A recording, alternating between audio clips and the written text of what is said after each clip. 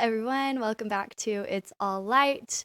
Today we have special guest Adam Olpin from the one and only North Ogden, Utah. Adam, say hi. Hey everyone, happy to be here. Thanks for having me on. So, Adam, we're going to mix it up today.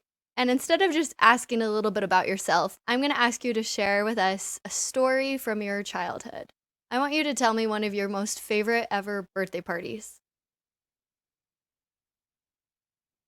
Oh man, one of my most favorite ever birthday parties. It's probably a tie. 3 years in a row, I went to classic skatings with my friends. That was probably like fifth. Well, maybe it wasn't 3 years. Maybe it was 2 years in a row. Uh, Third and fourth, maybe fifth grade, we went to classic skatings, and then it was just super fun. They had like the skating rink, and then also like a bunch of blow up toys and like the arcade and stuff. Mm-hmm. But I've been there many times. Yeah, I also had this birthday when I think I was turning 8, and this is gonna sound really dumb, but a bunch of my friends and I, just a bunch of guys. I mean, I say guys like we were just little kids, but we all went to see Fully Loaded because we wanted to see Lindsay Lohan. Um, and we Awesome. watched that for my 8th birthday. Yeah. So I just remember being like super hyped, and I thought the movie was really fun. And so yeah, probably a tie between one of those 4 birthdays, I guess. Nice. That was a good movie. I remember when that came out. Me and my cousins loved it. Yeah, right? I also Yeah, I remember haven't seen it. going. Oh, you haven't seen? Yeah, I don't remember the last time I've seen it either. I also remember going to birthday parties at classic skating and definitely remembering that like middle section of blow up toys and I don't know. Yeah. That was the I would go to the one in Sandy. I don't know which one you would go to, but being from North We went to the one Ogden. in Lake. Okay. Yep, Yeah. in Lake. Super So fun. not too far. I love that people still go skating. I'm in a skating group chat. I've never gone with that group, but I'm in the group chat for some I think reason. that's I don't even skate. yeah, me neither. But okay, that's super fun.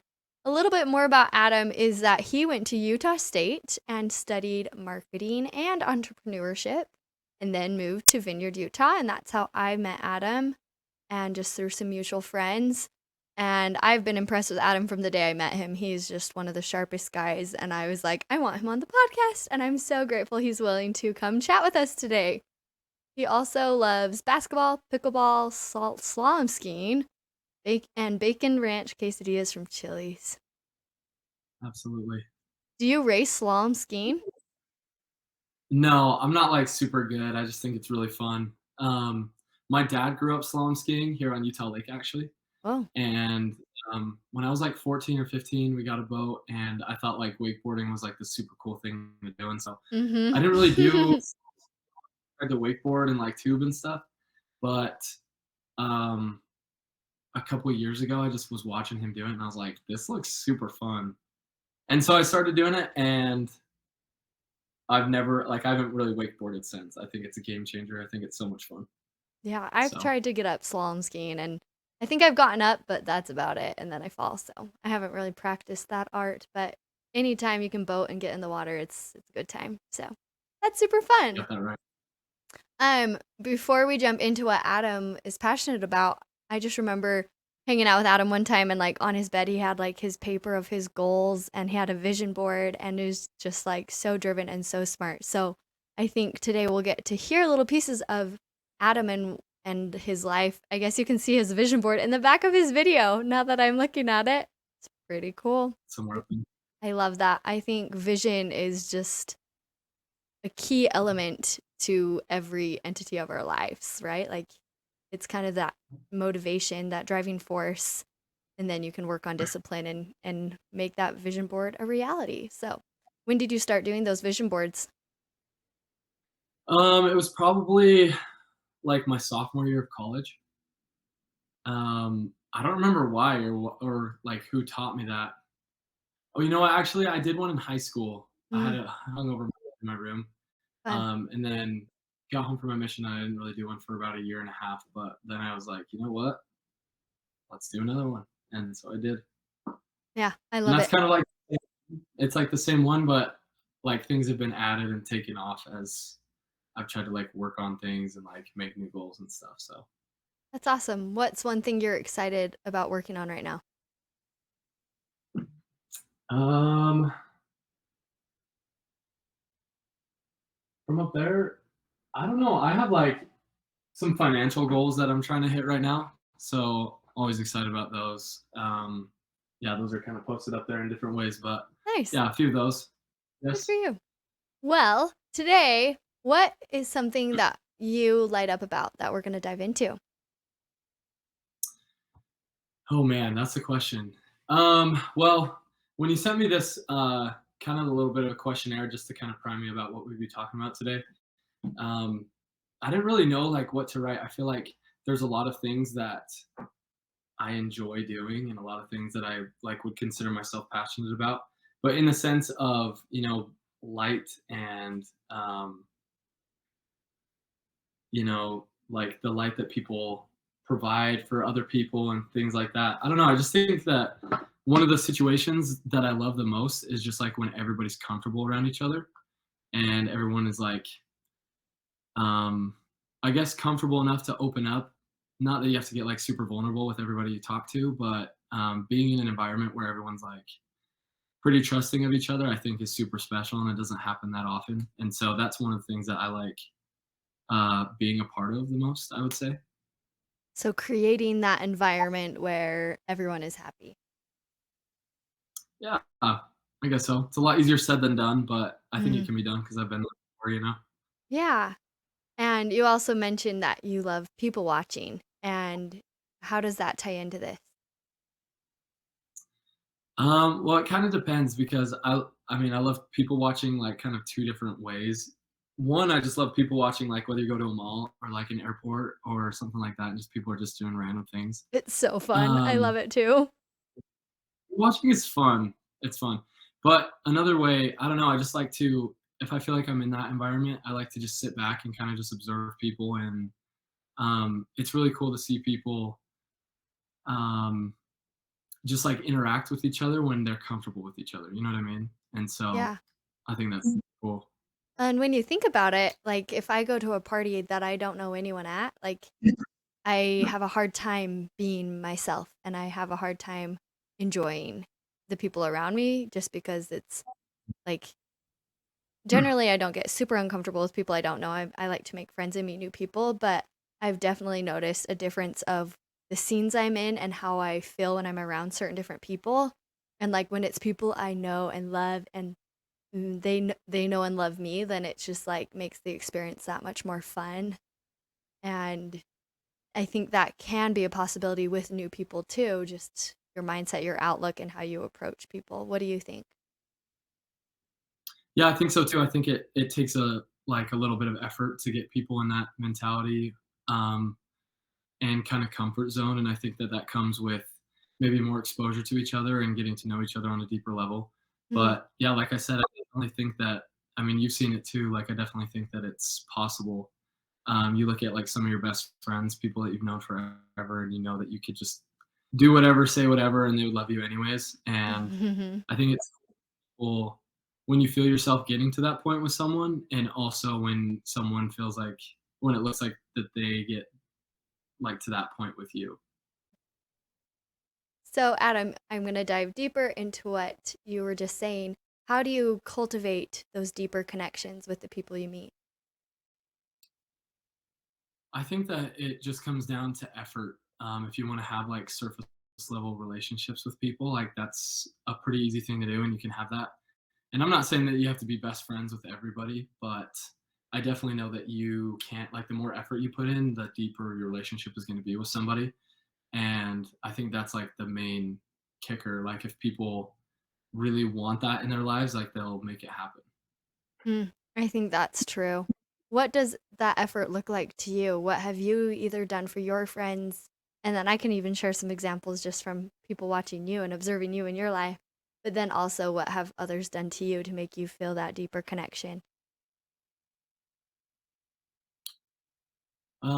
That's a good question. I would say, I don't know. I think it just comes down to that effort that I was talking about. Whether that's reaching out, whether that's making plans. I mean, I know that everybody's busy, right, with life, but um, I think if you want to get invited to things, you got to invite to people to things. You know what I mean? If you want to Mhm. like branch out, you've got to branch out. So um, whether that's remembering things about people and like bringing that up after, like it helps them kind of feel a little deeper sense of trust to you, Mhm. or with. I think those are important. And as far as like what people have done to me, kind of just those same things. Like I really notice when people are genuine and when people kind of just surface level. And like I said, it's Mhm. not bad to be surface level people, right? Like everybody has a lot going on in their lives and maybe they don't want to like have that relationship with me. Like that's awesome. That's fine. But you can definitely tell there's a huge difference. Yeah. Something I've noticed with you is that whenever it's your friends' birthdays or your friends are graduating, like you spotlight them on social media, you like repost their posts and you're so excited for them and you just show that you care in any way you can. And I really admired that about you. So I'm excited that Well, we get thanks. to see where that comes from and how you've learned that and developed that.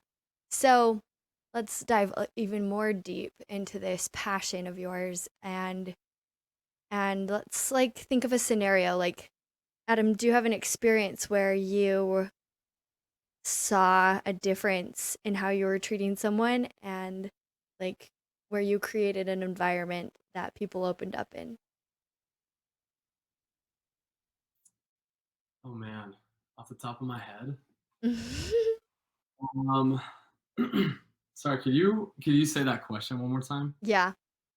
Maybe I'll cut this out too because that didn't make any sense. Um, That's I kind of want you to just share any kind of story, so I'll cut from 13 to 14. I'm trying to think. What I was trying to ask is like an experience where you like maybe like watched a group or the environment was one way and then you were like, oh, I want this to be a different way, and then you like switched it, or like how do you cultivate these environments? Like, is it when you plan an activity and you do that, or is it when you show up somewhere and you try to create that environment? a good question. First and foremost, I want to say I don't think that you can like force interaction. Um, Mhm. and I think that's I don't know a lot of people that try and force interaction between like two other people. Like say you're at a game night, right? And like it's kind of weird vibes or whatever because there's a bunch of groups of people that don't really know each other. There's like maybe two or three from wherever, all coming together. They don't know each other. But I do think that you can be that, like take the initiative and maybe like if you know somebody, like go talk to them and then you can be like, okay, well, hey, did you like meet these guys? Like we can go meet these guys. I think the thing that's like most awkward about human interaction is kind of the uncertainty before the initiative is taken. Mm. Like, do I go talk to them? Are they going to come talk to me? Like, what's going to happen? Is this just going to be like a looks across the room the whole time? But I think that if you are able to just go for it, like it makes a huge difference. And through that, Mm. I've been able to actually like a bunch of friends and also like kind of merge friends. Like I have this kind of friend group and then these guys, and then we kind of merge together and Mhm. everybody's and has fun with each other. And now we all hang out. Yeah. I love doing that. Like whenever I throw a party, I just kind of invite the most random people from all random circles just cuz you never know which friends will want to be friends, and then I think I do it in a selfish way. I just kind of I just kind of want like want certain people. certain people. Oh, I'm echoing. Hold on. Oh, our audio's a little crazy today. Okay, I think that's better. Yeah. So I like to mix and match like so many different types of people because it's fun to allow others to like to realize that they can be friends with more people than they thought. Or I don't know, I just think I view everyone as my friend, which is like super vague and kind of hard sometimes because everyone has a lot of different meanings for what a friend means, right?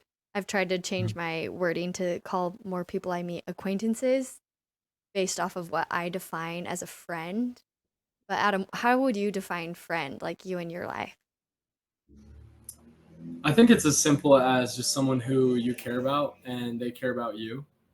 Um, I think there are definitely friends that put in more effort that you see more around, but I think it just boils down to like what they think of you and what you think of them. And if it's like fairly similar, obviously, then they could be a friend. Mm. I have friends that I talk to every single day. I have friends that like I haven't talked to in a year, but I know that if we started talking, like things would be just normal. And I'm sure you do too. What about you? Yeah. Yeah. I think for me, a friend, like you said, it goes back to that effort, right? But life changes all the time. And like my best friend growing up, like she's married and has a kid and a kid on the way. But anytime she's in town, we always just catch up and just jump back right from where we started. Like it's as if we're in high school again. We're just that kind of friendship.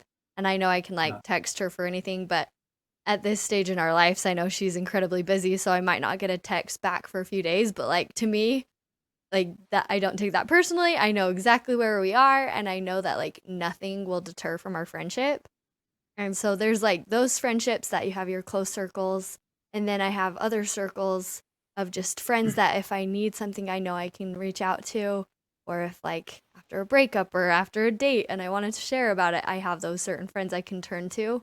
And then from like another circle apart from that are just friends I have fun with, friends that I know like to do parties and or come follow me's and different things like that. So it's just, I think, a matter of expectations too.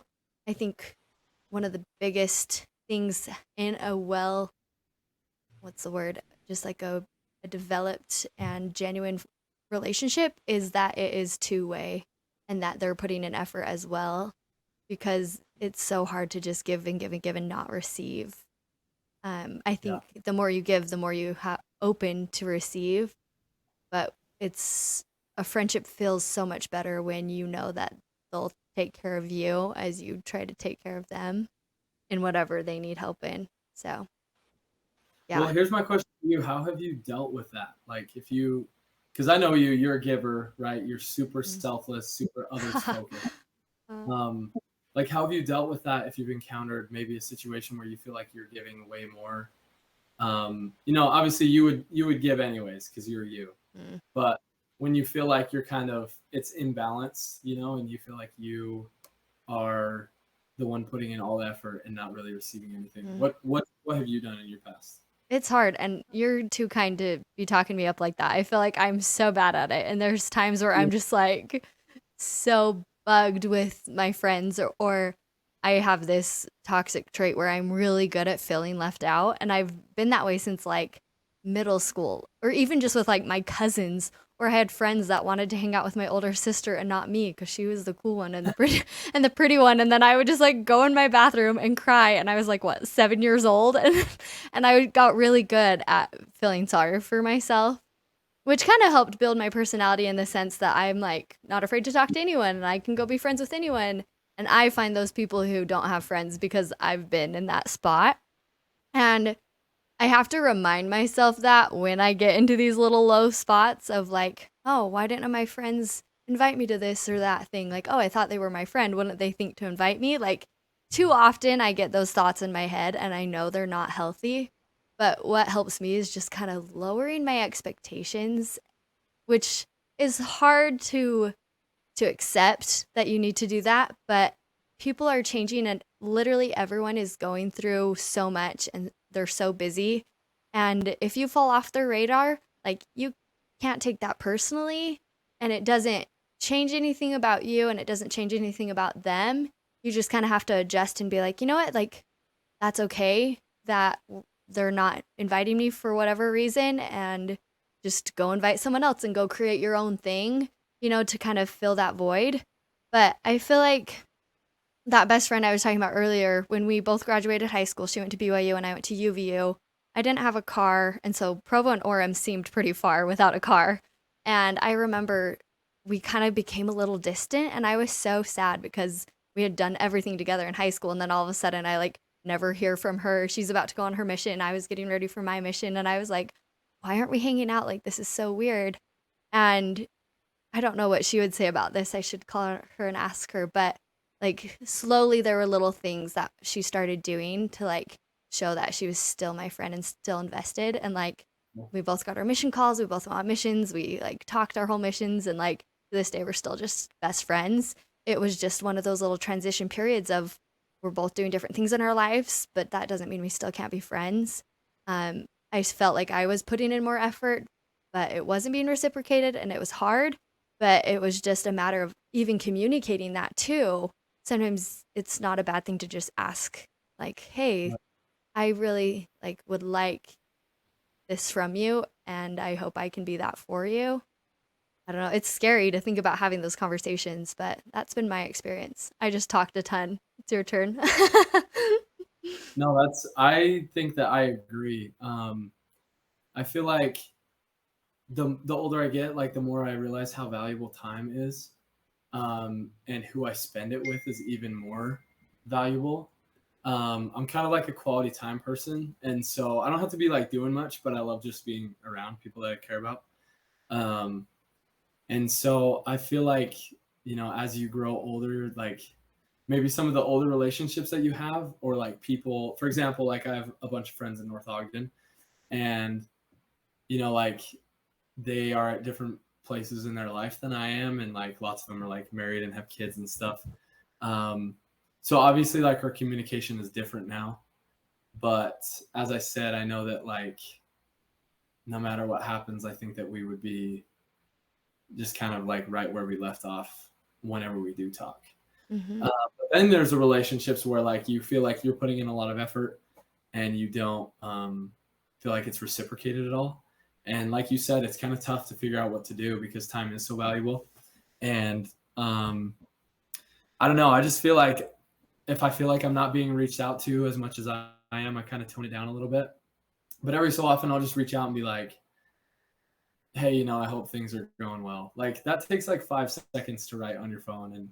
And it really isn't like you don't have to like prove anything, to them. You don't have to be like, okay, I'm like the bigger person because I'm the one reaching out. But if you send it from like a matter of like a perspective of love for them, then like who cares really? Like they know that you still care for them, and if they reciprocate that, awesome. If they don't, that you still love them. So Hmm. I don't Yeah. know. It's kind of hard, it's a tough place to be in, especially if you really care about someone and you feel like you aren't getting anything back. But I think the Hmm. best thing you can do is love people no matter what, Yeah, I which is agree. said the Yeah. Well, but Adam, I feel like you're great at loving all people. Like you're so friendly to everyone you meet. So, um, you mentioned in this questionnaire I had you fill out, you mentioned that when you help people feel comfortable and happy in an environment, it just helps ease up maybe tough things they're going through. Have you had an experience like that before? um I don't know if I could say an experience, but maybe I could say from my experience, I know that um like for example, let's say I'm going through something hard right now. Um and I'm just like at home alone all day, whatever, just in my thoughts, in my feels. I know that there are people that I could go to, and even if I didn't tell them what I was going through, just their presence and like their care would make me feel better, And I think that we all know, Mm-hmm. um, and those people are like special, because they don't even need to like know what you're going through, but it's a noticeable difference being around them when you're like going through something tough, which we all do. Mm-hmm. Yeah. What about that presence? Because I'm the same way. For me, this sounds so silly, but for me, I've had some close friends in the past where like if I'm like I remember we were driving like to my parents' house for dinner, and this was just like a mission friend. We had never dated or anything, but I remember I was just like freaking out and I was so stressed, had so much on my mind, and I was just like, "Can I just hold your hand?" And he just like held my hand in the car. And like immediately that calmed me down and I was just like, "Oh, I'm fine." Like or occasionally if I have a close friend that I'm comfortable with, like just to cuddle and be held and just like have that physical little touch for me, like that kind of calms me down a little bit, and I'm like, okay, I'm fine. Like whatever I'm going through is going to be okay, and I think that's super important. But like you said, just the presence of some people, just maybe even if you seek them out and maybe you just show up at their door with cookies even though you're the one feeling sad, just chatting with them can help you feel better. That's Yeah. something I've noticed there's been a void in my life of that. Like I haven't been as aware of that in my life as much. Like I've been trying to think of ways I can incorporate service back into my life because I just know like there's a distinct line of helping you feel better when you're serving others. So I love that we're able to talk about this, and I think environment is something we can create, which I love thinking of. Like, no matter where you are or who you're with, like, you have the power and potential by what you say and how you act to create a space where people feel comfortable and happy. Yeah, I completely agree. Like you asked earlier, kind of what like one of my life mottos is, and I didn't really think of this at the time, but what I've done, what I've kind of like had all around me at all times, whether it's like in writing or like a note written or like on my phone background, it's just like create your life. Um, because I think that you have the power to like create what you want to out of your life. You can live the life that you want to live, whether that's like spiritually, temporally, emotionally. I think that everything comes with practice, but um, I don't know. I just think that we have like some divine power within us to actually create the surroundings that we want to have, Mm. whether that's good or bad. I mean, sometimes like subconsciously, we're just like negative people. And that's when we feel like more negative things come, when we're like more pessimistic. But when we're optimistic and we have like kind of the glass half full, we tend to see things better and then more like better things tend to happen to us. I don't know. Mm-hmm. So I Manifest into the universe, right? really believe in that. And so I would say that that's like one of the things that's kind of my self proclaimed motto, I guess. Create your life. Yeah. So, how have you done that? How do you live your motto? Um, I would just say I think it might, I don't know, I'm like a goal kind of oriented person. And so one way Mm-hmm. that I've done that actually this year, I at the end of last year I came across this Instagram post and it was talking about like manifesting and like law of attraction and stuff. And I like to some degree really a lot of this stuff, maybe not like to the extent that most people do, but someone suggested that you write a letter to yourself and have it dated like December 31st, 2022. Mm. And so you read a letter to yourself every day that's like supposed to be for the end of the year, talking about all the things that you accomplished during the year. And you read it like once or twice a day. And so I like write as if it were past tense, even though it's like stuff that I want to accomplish that year. And I don't think I mean, people say that you can overestimate what you can do in a year, but underestimate what you can do in 5. So I think a lot of this stuff, to be honest and to be realistic, I don't know if they will happen, but I know that I'm a lot closer to achieving those, whether that's like temporal, spiritual, financial goals, whatever. I know I'm a lot closer than I would have been if I didn't have those on my mind like all day, every day. Mm. Because I Yeah. read. So So you've been reading this letter every day. yeah, yeah. Wow. That is so cool.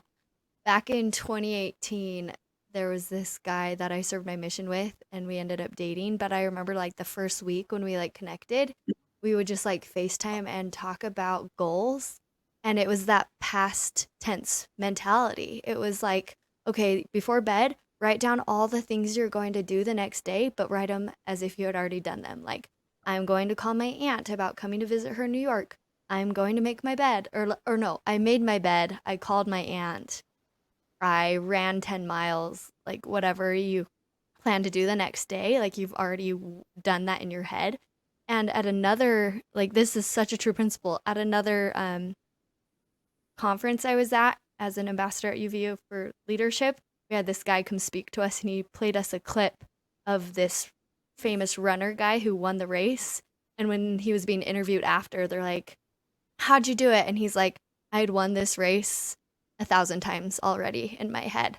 Yeah. And it's just such a powerful concept that I'm so happy we're talking about, because every time I record a podcast, there's always something that I'm like, okay, how can I be better at this in my life? And that's kind of my like selfish reason for doing this podcast, is because I love learning about these things or relearning, and the continual effort to try to do better at this in my life, because it's so hard to do these things, but talking about it, like reading your letter every day, like it, every little bit helps. So that is so cool. I love that. Kind of cool, right? Yeah. Yeah, I will say I haven't read it every single day, but I've been like surprisingly consistent, I think. that's awesome. I'm going to have to go do that later tonight as a journal, write my letter. I have my intentions for the year that I try to review at least once a month, but a letter of what I've accomplished, I think that's really cool. And Lately, to oh, go uh, ahead. I was just gonna say to take it to another level. One thing that I actually did is I recorded myself reading it, Ooh, and I'll just like if I feel like I'm too lazy to read the whole thing out, then I'll just put my headphones on and just listen to myself reading the letter out loud in past tense. So that's cool. That's a great idea. kind of interesting, right? I recorded my patriarchal blessing so that I could listen to it in my own voice, and That's cool. just because sometimes it's so much easier to listen to something as you're doing something. So hopefully as you're folding your laundry, you're listening to this podcast and like getting these ideas that you can implement later in your life. But create your life, write the letter. I love this. You also mentioned just having a positive outlook on life. This is something I feel like I've been blessed with. Like generally I can see have generally I have a positive outlook on life, but it's so funny though when I think back at different experiences, like what I was sharing earlier about like having pity parties, like I can be super negative just internally, and no one really would guess that about me because I don't really show that, because that's not the person I want to be, but it's definitely in there, and I think everyone kind of has that in themselves too. So what helps you have a positive outlook on life? Um, I would say, I mean, I agree with you. I think that I also can be maybe a little negative in my head, but I always try and keep like a happy face. I don't know if that's more towards like a fake it till you make it. Like I think, sometimes you do have to feel the feels, right? And you do have to feel like the sorrow or the negative or the anger or whatever that is. Yeah. But there comes a point where you have to make a decision, internally, and you have to say to yourself, like, am I going to let this affect me for a long time, or am I going to like choose to control my emotions? I don't know. This is kind of like a controversial. Mm, I personally feel like you can train yourself to choose the way that you want to feel. And so if someone like offends you, um, you're kind of choosing to be offended deep 100%. subconscious. And I know that a lot of my friends, like, they'll be like, "Oh, you made me feel bad," or like, "Oh, that like makes me feel bad," and I'm like, "You're choosing to feel bad," just as a Yeah. joke. But I think there is some truth to that, and obviously, like, I don't know anyone who is like 100% like controlling of their emotions. I don't. Um, Yeah, it something seems that impossible sometimes. it's something that I definitely think is possible to like improve for sure. Yeah, Um, I so yeah, agree. I think it comes down to that, just like your choice. Like, what are you wanting to happen? Because sometimes we do just want to feel bad. We do Oh want to feel yeah. bad. We want to feel that sorrow for a while, but um, there comes a point where you have to decide, and maybe you decide, you make the decision that you want to feel better, but you still don't, because it's hard to like control your emotions. Um, Mhm. so you have to kind of like fake it till you make it, I guess. That's Yeah. kind of what I would say. Sometimes I do. Um, yeah. I also don't like when people kind of like treat me differently if I'm like going through something hard. I don't know if Mm. some selfish part of me that doesn't want like, I don't know, help or attention or whatever. Huh. But That's so I guess interesting. kind of fake it like that too, because I'm like, I don't want people feeling bad for me because everyone's got their own stuff. Hmm. So That is super interesting to I think don't know. about. Like, That was a mouthful, but I don't know.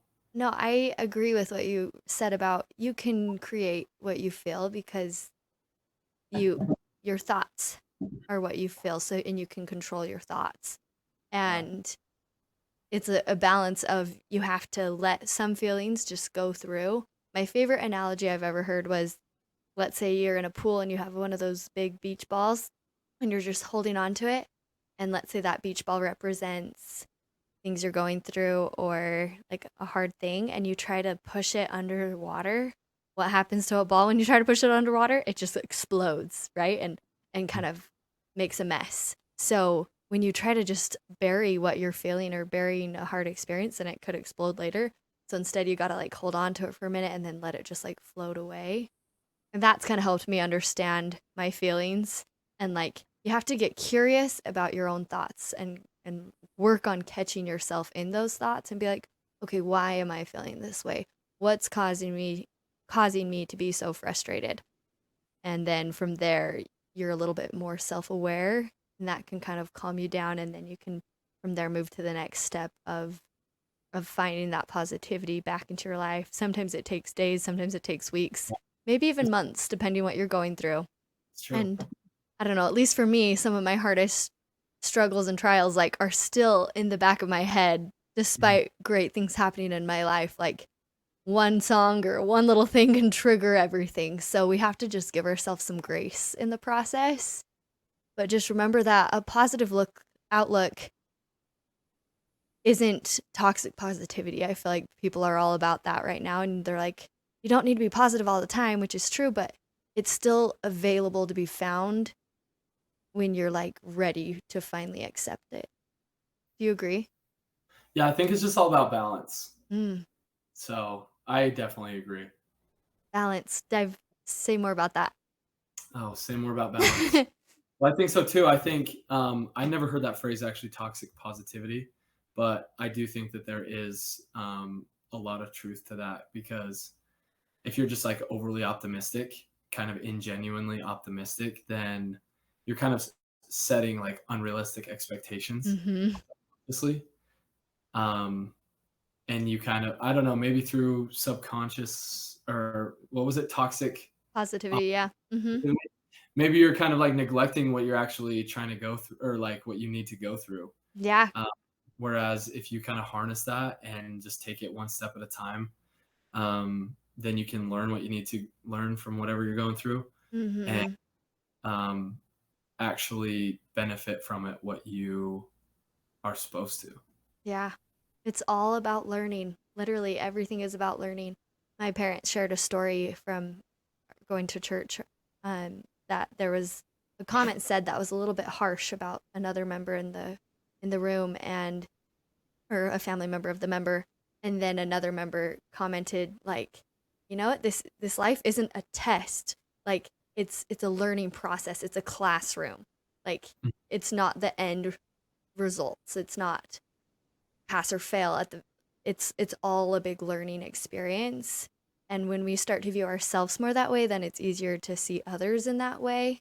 Like the more accepting of our own weaknesses, the more accepting of others' weaknesses we will be, and then we can better see them in a light. And then circling back to the main topic is when we're with other people, we have a better idea of how we can make an environment where everyone's happy and able to enjoy life. Yeah, Because along with the learning, we have to enjoy it too. it's true. There's a lot to enjoy.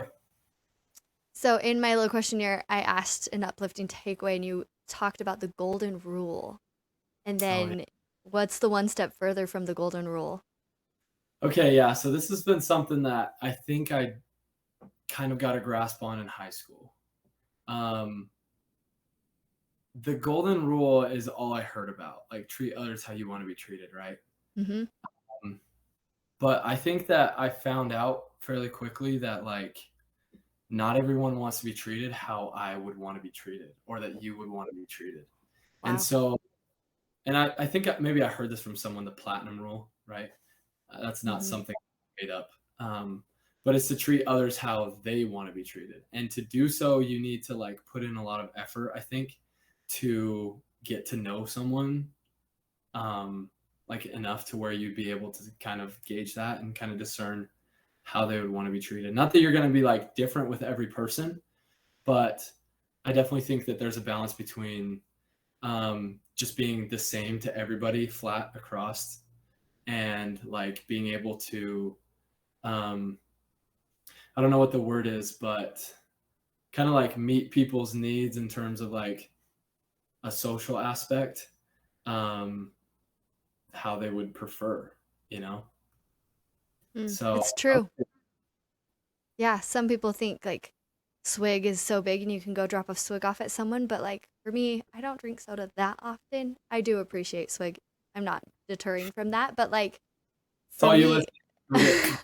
Swig. no, but like for everyone has preferences. Like literally everyone, even if they don't say that, or even if they don't say they have favorites. Like my mom says she doesn't have favorites of anything, but I know she totally does because I know her, right? And so the more you get to know someone, the more able you're the more able you are to help them and even start recognizing where you could help them. And I Mhm. think generally people in our world want to help others. Like that is a goal I think everyone wants to strive to be like, just because it is just something that helps our world be a better place. And like all the things we've talked about today kind of help build yourself up and create your life, and you want meaningful relationships in your life. There's a quote that I posted on my Instagram a little while ago that a friend had posted, and it was like, through many studies, like the happiest people and in the surveys were people who had strong relationships and strong support groups. So I think the more we keep talking about this, the more able we become at being this and living this. So I love that. Thank you for sharing everything, Adam. Do you have any last thoughts? No, thanks for having me on. Yeah, I think this was definitely mutually beneficial. I really appreciate all the stuff that you shared too. And yeah, who knows? Maybe we can do a follow up in a few months or whatever and Oh, for see. sure. I could talk for days. That's why I started the podcast, because I love just talking about anything and everything. I love interviewing people and picking their minds apart, because I think everyone, no matter who they are, has something to offer and has a story. So I'm so happy we could learn more about you, Adam. You also shared a quote that I want to end on, and it is, "Isn't it amazing to think that some of the greatest and happiest days of our life have yet to happen?"